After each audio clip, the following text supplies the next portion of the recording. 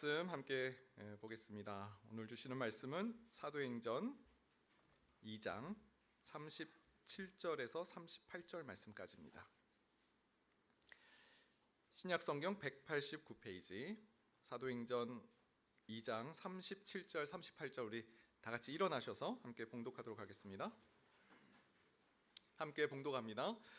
그들이 이 말을 듣고 마음에 찔려 베드로와 다른 사도들에게 물어 이르되 형제들아 우리가 어찌할꼬 하거늘 베드로가 이르되 너희가 회개하여 각각 예수 그리스도의 이름으로 세례를 받고 죄 사함을 받으라 그리하면 성령의 선물을 받으리니 아멘. 자리에 앉으시겠습니다. 여러분 지금까지 또 살아오면서 선물 많이 받아보셨죠?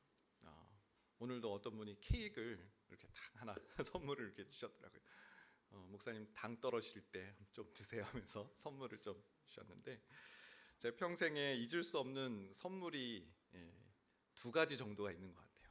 첫 번째는 제가 초등학교 때 어떤 분이 소포를 집으로 선물로 보내주셨어요. 저희 형님도 있고 누님도 있는데 제 이름으로 이완수 이렇게 쏜 소포 선물.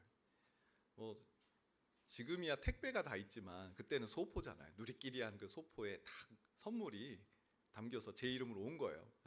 얼마나 설렜겠어요. 그래서 그 소포 용지를 쫙 뜯었는데 경악을 금치 못했습니다. 그 안에 사랑의 매 30개가 딱. 아니 선물을 누가 매를 선물을 그렇게 합니까? 아마 저희 부모님이 부탁을 하신 것 같아요. 그분에게. 여하튼 바로 반송하고 싶었는데 그럴 수는 없었고 두 번째 잊을 수 없는 선물 하나님께서 저에게 주신 선물이라 생각하고요. 이찬수 목사님을 만난 것이라 생각합니다. 참 목회자가 되기를 꿈꿨고 그래서 신학 공부를 했지만 목회자가 누구이고 어떻게 살아가는 사람인지를 참 보기가 쉽지는 않잖아요.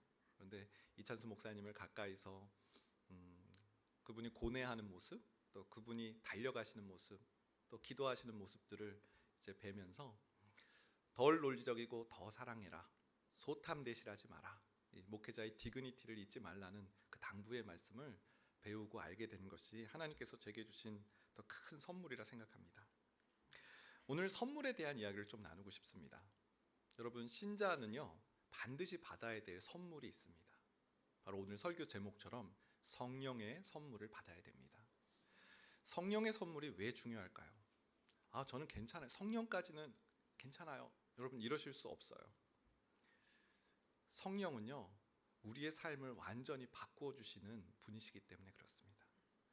여러분 성령이 우리를 거듭나게 해주신다는 말씀 들어보셨죠? 물과 성령으로, 물 즉 성령으로 거듭나지 않으면 하나님 나라에 들어갈 수 없다라고 하셨어요.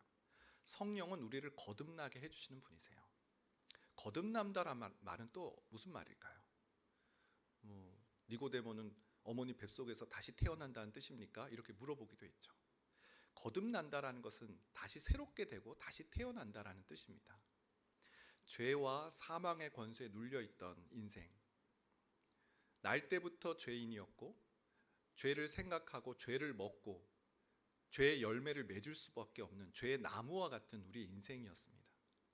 본질상 진노의 자녀예요. 누구도 그 죄의 굴레에서 헤어나올 수 없습니다. 그런데 성령께서 우리를 새롭게 해주셨어요. 본질상 진노의 자녀에서 의의 자녀로 바꾸어 주셨습니다.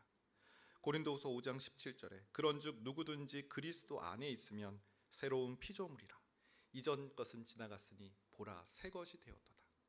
성령께서 우리를 새로운 사람으로 바꾸어 주셨어요. 하나님께서 주신 놀라운 선물입니다.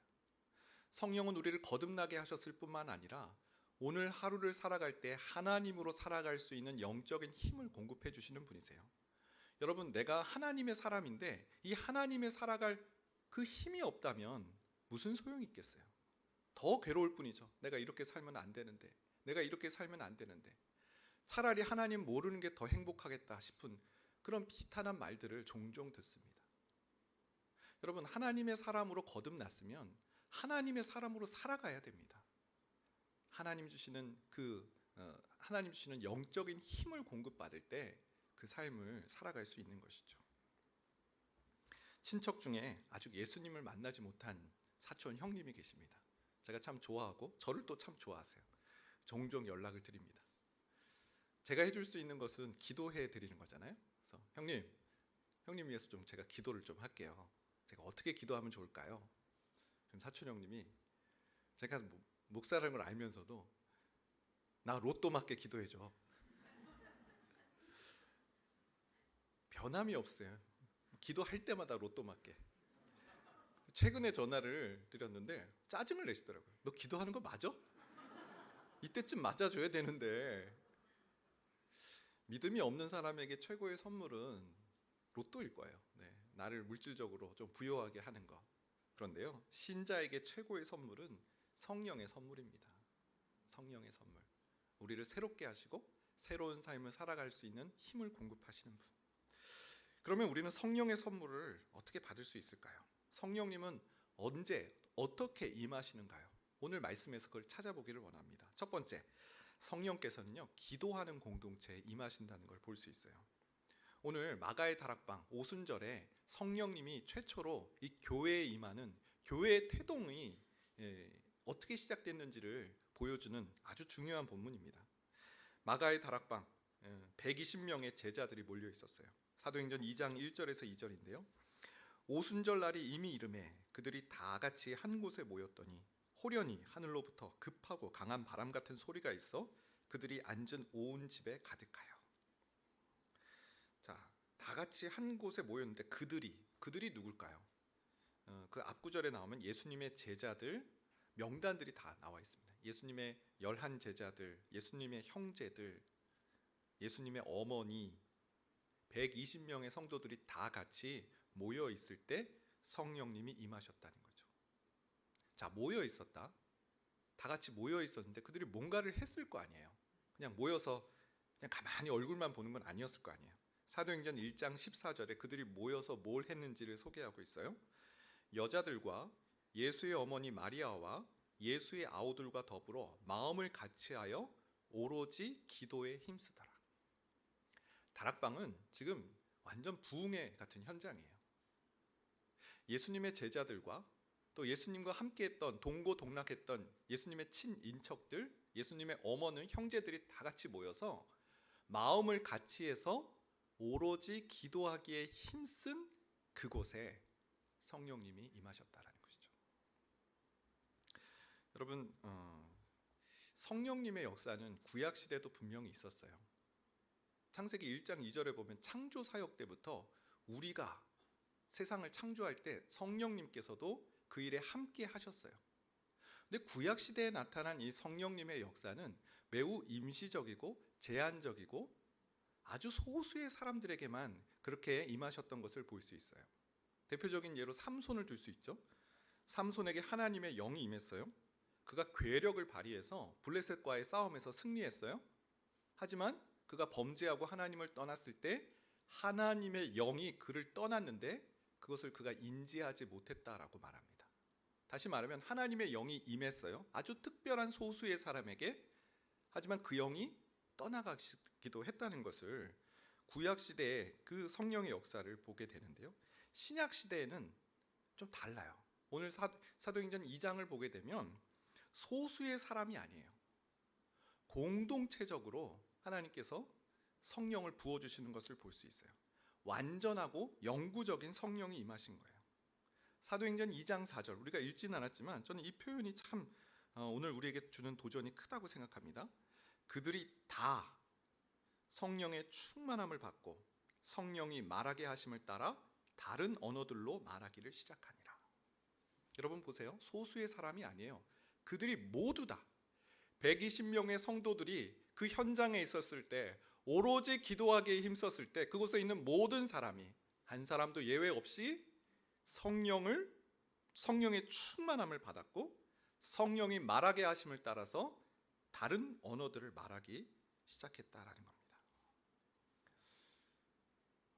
동탄 드림교회를 개척하고 꿈꾸는 것은 하나님, 이곳이 하나님을 예배하는 처소가 되길 원합니다. 성령님의 기름 부으심이 흘러 넘치는 예배의 처소가 되길 원합니다라는 것을 꿈꾸고 있어요. 그러기 위해서는 성령님의 역사가 임해야 되잖아요. 장소도 있고 성도들도 있고 교육자도 있고 악기도 있고 다 있는데 성령님의 임재가 없다면 그곳에 어찌 교회의 모습이라고 할 수 있겠습니까? 여러분, 신약시대 마가의 다락방에 최초에 임했던 이 성령의 역사는 아주 영적으로 끈끈한 친밀한 사람들이, 11 제자와 또 예수님의 친인척들이 함께 모여서 마음을 같이 하고 오로지 기도했을 때 성령님이 임하셨어요. 어떤 신학자는 교회를 두 종류로 얘기를 하더라고요. 사도행전에 나오는 것처럼 이렇게 끈끈한 영적 공동체, 성령님이 임하시는 그런 능력의 공동체라고 한 종류의 교회가 있는가 하면 기차역 대합실과 같은 그런 교회가 있다.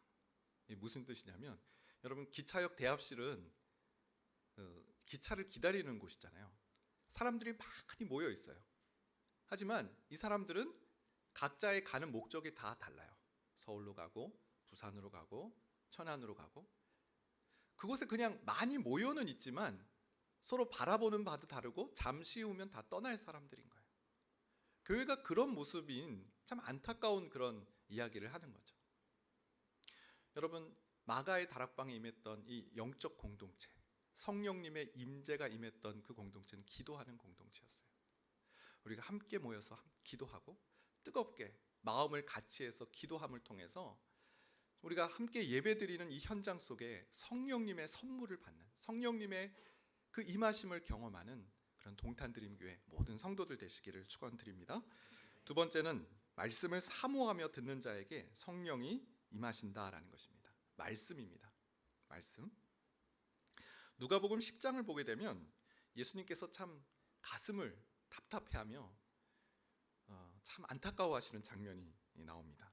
무슨 말을 해도, 무슨 권능을 보여줘도 무반응인 두 마을에 대한 그런 말씀이신데요. 누가복음 10장 13절입니다.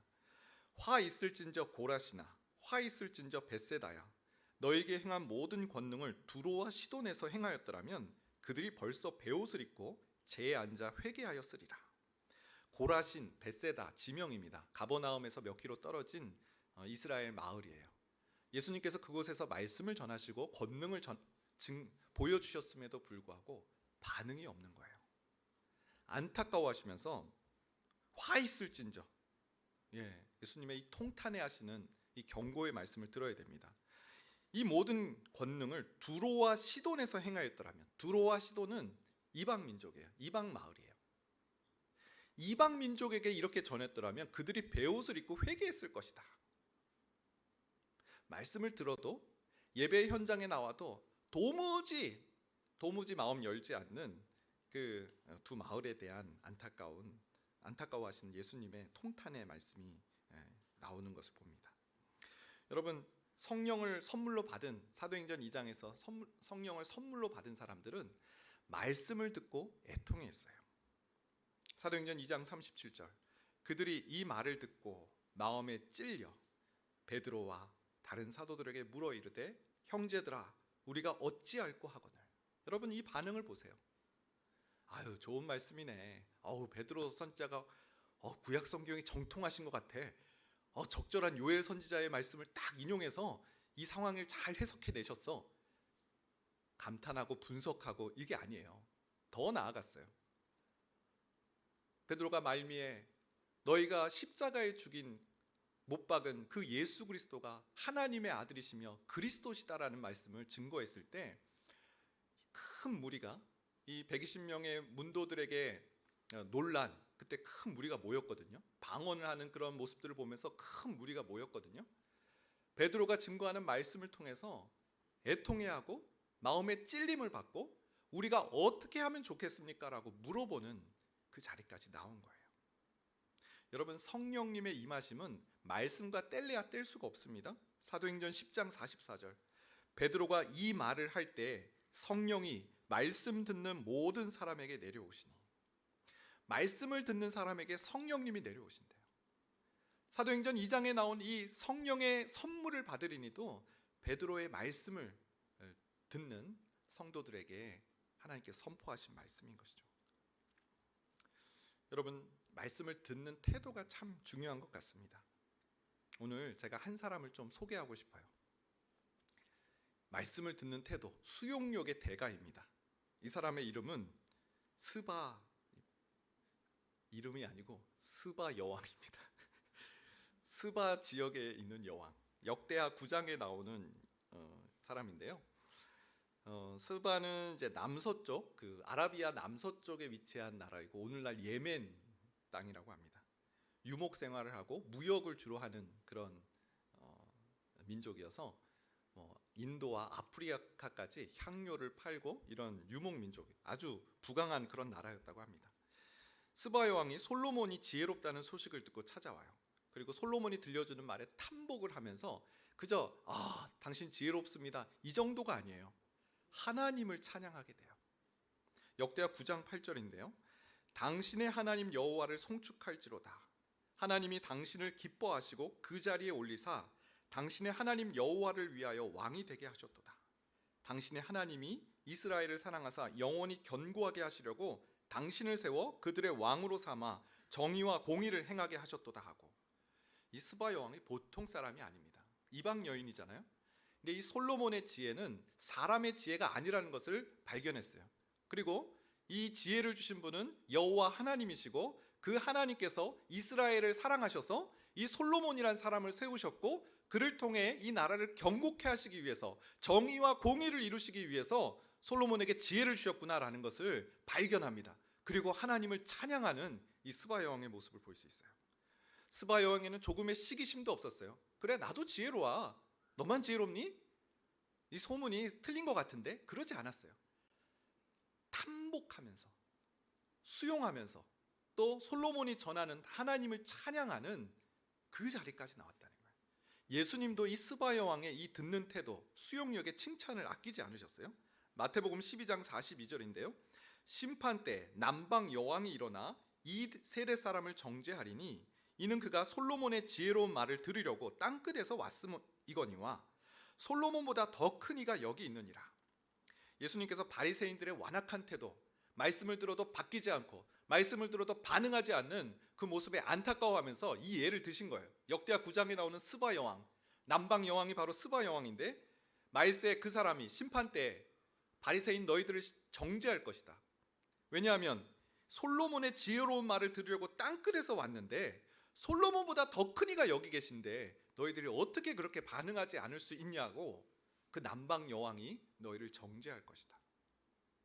그만큼 이 스바 여왕은 솔로몬이 전하는 그 말을 통해서 하나님을 발견하고 하나님을 찬양하는 참 수용력이 참 좋았던, 듣는 태도가 있었던 사람임을 보게 됩니다. 여러분, 우리가 예배를 드릴 때 매주 와서 예배를 드리잖아요. 그러면 참 무덤덤하게 드릴 때도 있는 것 같습니다. 저도 인터넷으로도 예배도 드릴 때도 있고 주중에 또 어떤 집회를 드리기도 하고 참 설교를 참 많이 듣습니다. 그러다 보면 우리 마음에 갈급함으로 내가 오늘 이 말씀 듣고 살아나야 돼 이런 마음보다는 그래 오늘 주일이니까 왔고 안 가면 좀 그렇고 해서 이 자리에 앉아 있을 수도 있죠. 저는 예배를 드리기 전에 하나님 앞에 기도하는 기도 제목이 있습니다. 하나님, 제가 오늘 말씀을 들을 텐데요. 하나님 딱 한 말씀만 저에게 허락해 주세요. 여러 말씀 제가 잘 감당하기도 참 어렵습니다. 잘 지킬 자신도 없습니다. 그러나 오늘 예배 중에 하나님께서 한 말씀 저에게 들려주시면 제가 그 말씀 지켜내겠습니다. 여러분, 오늘도 참 설교를 듣고 계시잖아요. 어떤 마음으로 듣고 계십니까? 벳세다, 고라신, 예수님 말씀 듣는데도 무반응인 그런 모습은 우리가 가져서는 안 되겠죠. 성령님의 선물, 성령님이 어느 공동체에 임하셨습니까?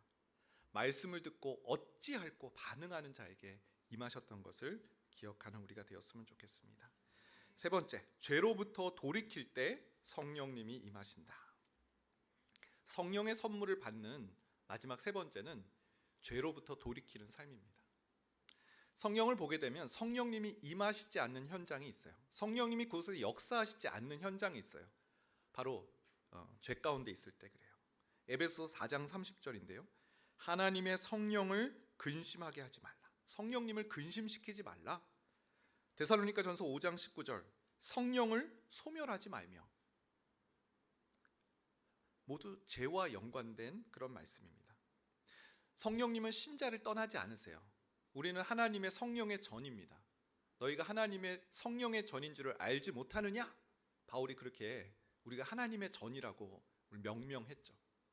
근데 문제는 우리 안에 성령님이 거하심에도 예수를 주로 시인하는 모든 자에게 성령님을 주셨기 때문에 우리 안에 분명히 성령님이 거하시는데, 분명히 살아 계심에도 불구하고 성령님이 아니 계신 것처럼 살아갈 수 있다라는 거예요. 성령을 소멸치 말며가 그런 뜻이죠. 성령을 근심시키지 말며가 그런 뜻인 거죠. 우리가 죄 가운데 있을 때 성령님이 역사하실 수가 없는 거예요. 오늘 본문 베드로가 그 형제들이 물어보는 말에 이렇게 대답합니다. 우리가 어찌할꼬? 베드로가 이르되 너희가 회개하여 각각 예수 그리스도의 이름으로 세례를 받고 죄 사함을 받으라. 그리하면 성령의 선물을 받으리니. 회개하여서 예수 그리스도 이름으로 세례를 받고 죄 사함을 받을 때 그곳에 성령의 선물이 주어진다라는 말씀인 거죠.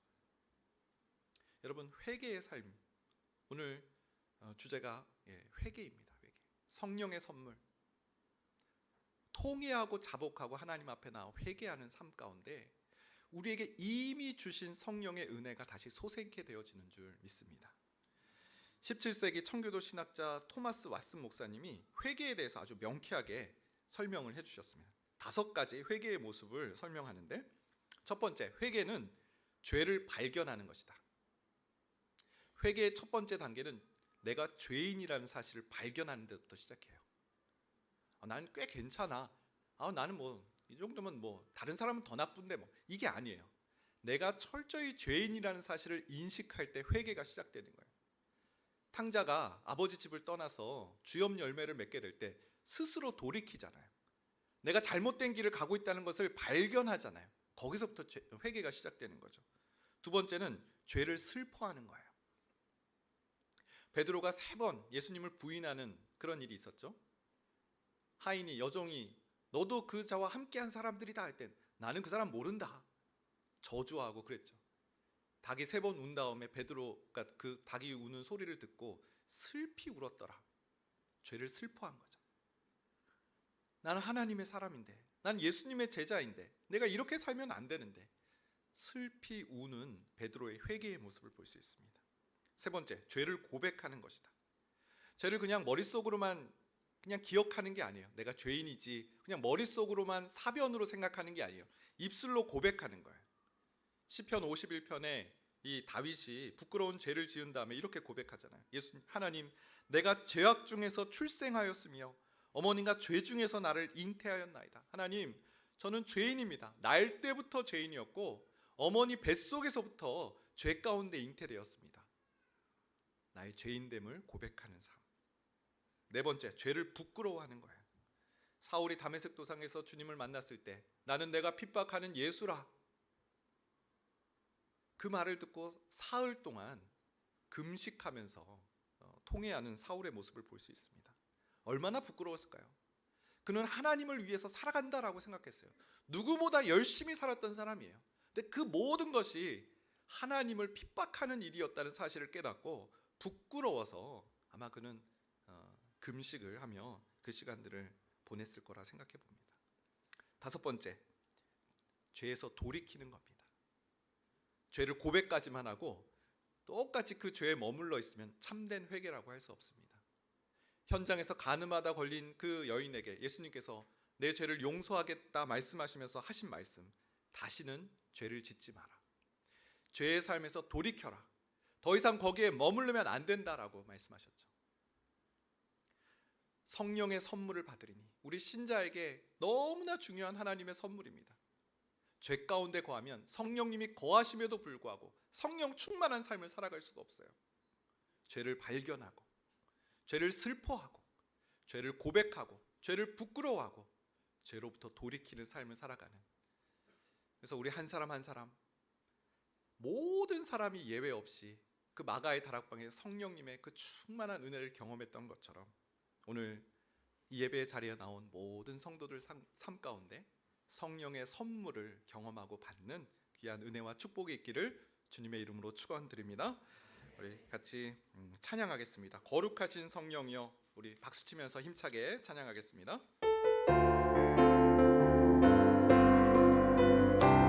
거룩하신 성령이여,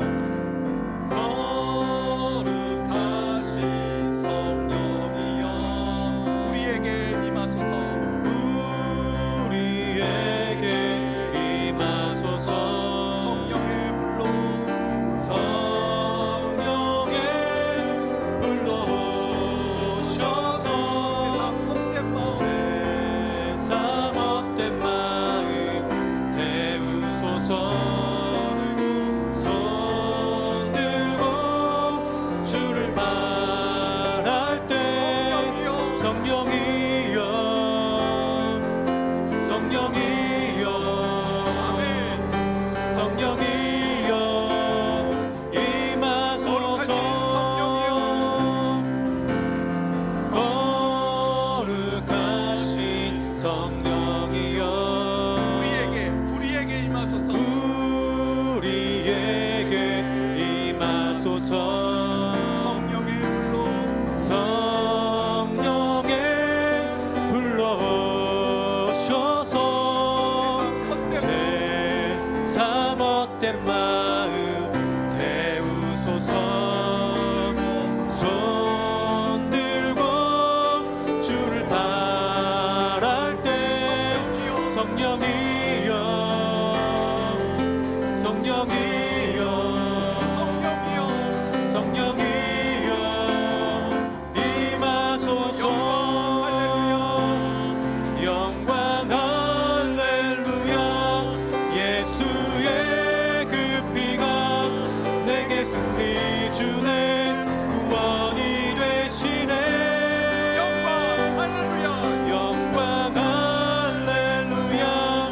예수의 이름이 능력되네, 소망이 되시네. 성령이여 임하소서. 메마른 나의 심령 위에 주님의 은혜 밤비 내려 나를 벅적 씌워주옵소서. 주의 권세 주의 능력 지금 이 시간 임하셔서 악한 권세 모두 깨뜨리고 주의 나라 임하소서. 영광 할렐루야. 예수의 그 피가 내게 승리 주네, 구원이 되시네. 영광 할렐루야.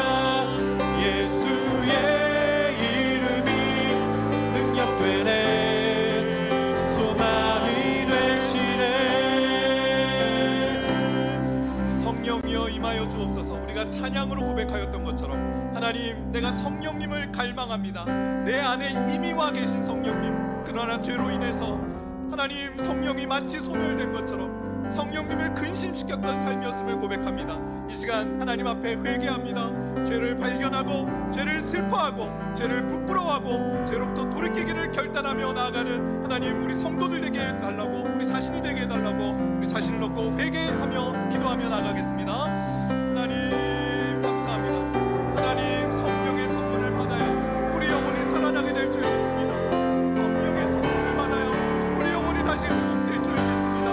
하나님, 성령의 선물을 받으리니 회개하고 예수 그리스도의 이름으로 세례를 받으면 우리 모든 사람에게 성령의 선물을 주신다고 약속하셨는데, 하나님, 오늘 동탄드림교회 함께 예배드리는 모든 각 사람에게 하나님의 영이 임하는 것임을 경험하게 하여 주시옵소서.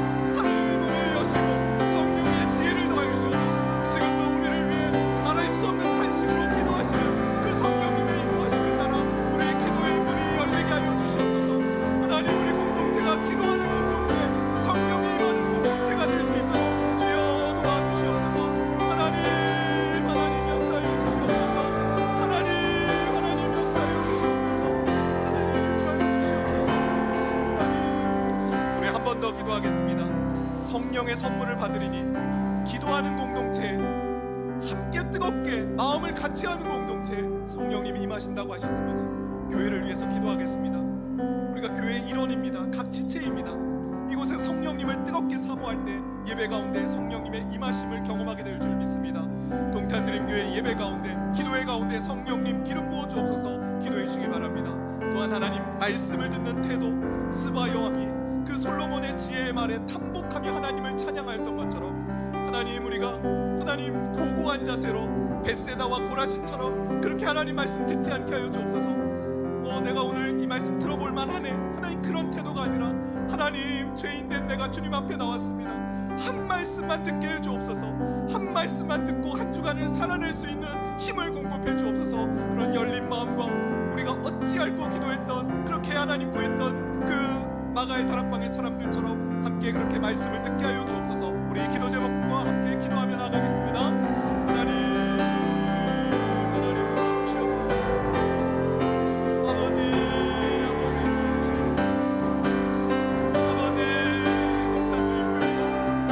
오로지 기도하는 일에 힘쓰는 공동체, 마음을 같이 하는 공동체가 되게 하여 주시옵소서. 이곳에서 예배할 때 성령님이 임하시고, 이곳에 예배할 때 성령님의 선물을 받는 그런 공동체가 되게 하여 주시옵소서. 하나님, 스바 여왕이 말씀을 들을 때 하나님의 말씀으로 듣고 하나님의 말씀으로 찬양했던 그 모습을 기억합니다. 말씀을 들어도 변화되지 않고, 말씀을 들어도 그 말씀이 다 튕겨져 나갈 하나님, 우리의 삶의 모습을 고백합니다. 하나님 불쌍히 여겨주옵소서. 하나님, 말씀이 우리의 심령을, 그 골수를 쪼개고 나오는 능력의 말씀으로 허락해 주시옵소서. 아버지 하나님의 말씀을 막고 방해하는 모든 악한 세력들이 떠나가게 하여 주시옵소서. 주여, 말씀으로 치유함을 받고 말씀으로 옆에 가는 주님 허락하여 주시옵소서. 주님 허락하여 주시옵소서. 아버지 주시옵소서.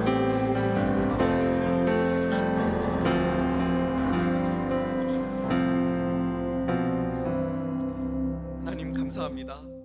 우리에게 성령님을 선물로 허락해 주셔서 거듭난 하나님의 자녀로, 의의 자녀로, 하나님을 아바 아버지로 부를 수 있는 영적인 하나님의 자녀의 그 권세를 누리게 하심을 감사합니다. 죄로부터 그 굴레에 헤어나올 수 없었던 우리를 하나님의 영광과 그 거룩의 삶을 꿈꾸게 해주셨던 것, 성령님의 역사이신 줄 믿습니다. 하나님, 이 성령님의 매일매일 공급해 주시는 은혜와 영적인 힘을 우리가 누리게 하여 주시고, 하나님, 이 성령님의 역사하심을 방해하는 죄 가운데 거하지 않도록 도와주시옵소서. 성령을 근심시키지 않고 성령을 소멸치 않는 성령 충만한 주의 모든 성도들 되게 해 주시옵소서. 지금은 우리 주 예수 그리스도의 은혜와 하나님의 그 크신 사랑하심과 성령님의 인도 교통 위로하시는 놀라우시는 정의, 마가의 다락방에 임했던 성령의 선물을 갈망하며 기도하는 공동체를 세워나가고 말씀을 수용하는 태도로 들으며 죄 가운데 거하지 않기로 다짐하는 여기 모인 모든 주님의 권속들 머리 위에 이제로부터 영원까지 함께 하시길 축원하옵나이다. 아멘.